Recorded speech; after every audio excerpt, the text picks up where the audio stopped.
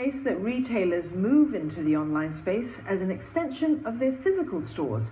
But movement is increasingly going in the opposite direction as the e-commerce scene grows. This story by Rochelle Lee. Now you see it, now you don't. Pop-up stores are becoming a more common sight in our retail scene. These temporary retail spaces could be in a mall or even within another shop. They can open for just a few days or for up to several months.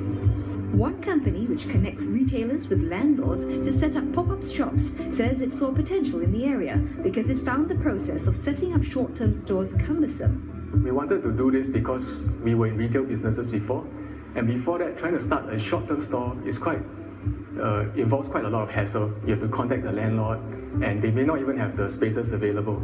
So we thought that there's really a need for someone to bridge the renters and the landlords together.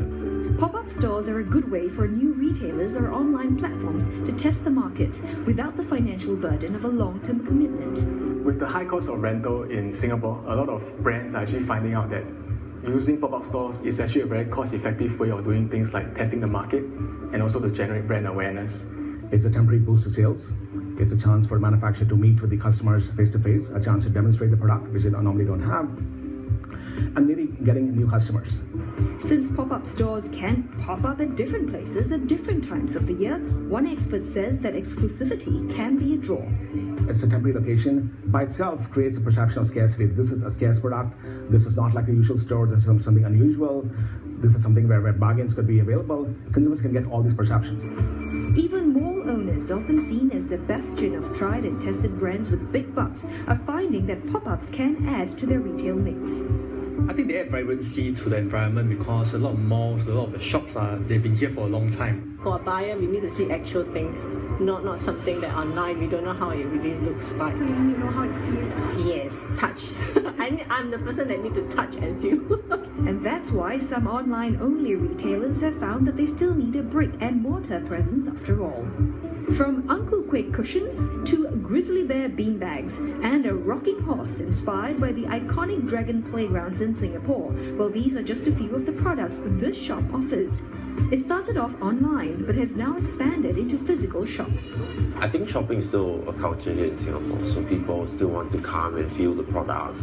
We use an omni-channel strategy basically to, always be available online, but at the same time we have the shops that people can just come, pick and go, So there's a very, very strong tie-in with the online and the offline. With his pop-up stores contributing to 60% of sales each day, he says it's a win-win situation for both the mall and his company. It's a hand-in-hand thing more than it is a one-sided thing. So we work together, we try our best to help the malls to also bring people down, but at the same time the malls give us a good rate. Whether it's to drive seasonal sales, launch new products, or just to deliver a different kind of experience to customers, pop-up stores have their attractions. And amidst a tougher retail scene, the ability to offer consumers choice and diversity would be one way to stand out from the crowd.